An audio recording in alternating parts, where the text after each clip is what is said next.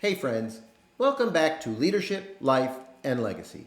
Today, I want to share a recent experience that reminded me how leadership shows up in the smallest moments, and how culture is often revealed before a single question is ever asked. Recently, I was interviewing for a potential role with a well-known technology services company, the kind of organization that prides itself on excellence, reputation, and culture. The interview with one of their leaders had already been rescheduled the week prior at the last minute.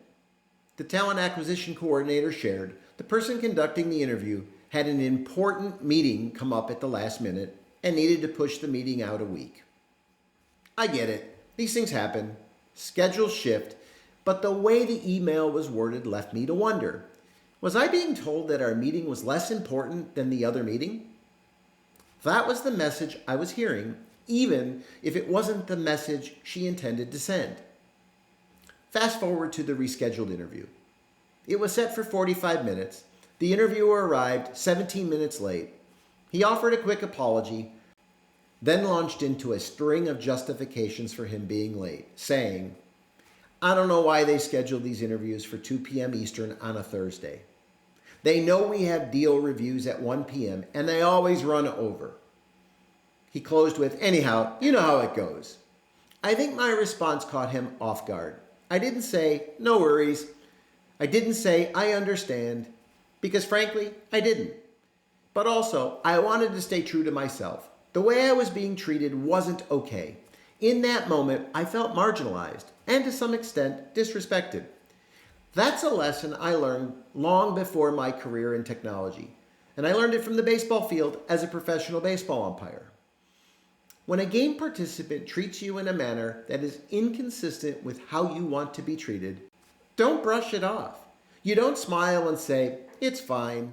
That's because the moment you acknowledge it as okay, you've essentially given permission for the pattern to continue.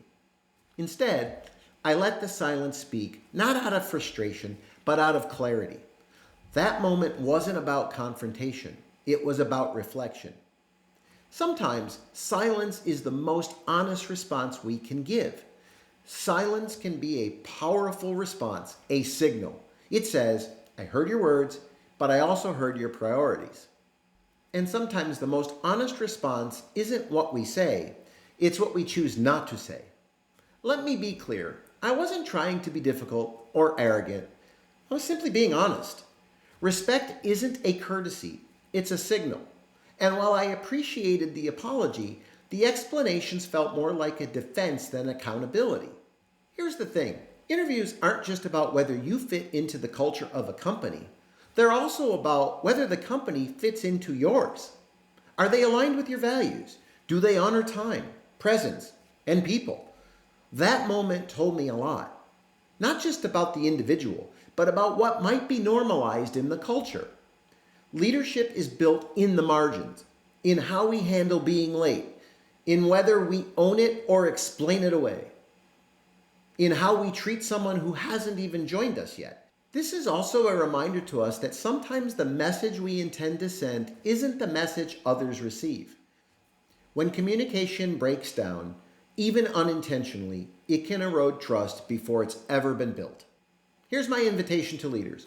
Pay attention to the signals, to the cues, to the values that speak before a single question is asked. Whether you're interviewing, leading a meeting, or just walking into a conversation, pay attention to these signals and the silent cues.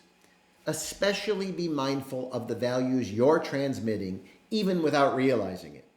Leadership lives in these moments, and culture, it's revealed in how we show up or don't. Thanks for being here. If this resonated, share it with someone navigating their own leadership journey. And as always, lead with intention, live with purpose, and build a legacy worth remembering. Thanks for watching. I'll catch you on another episode of Leadership, Life, and Legacy.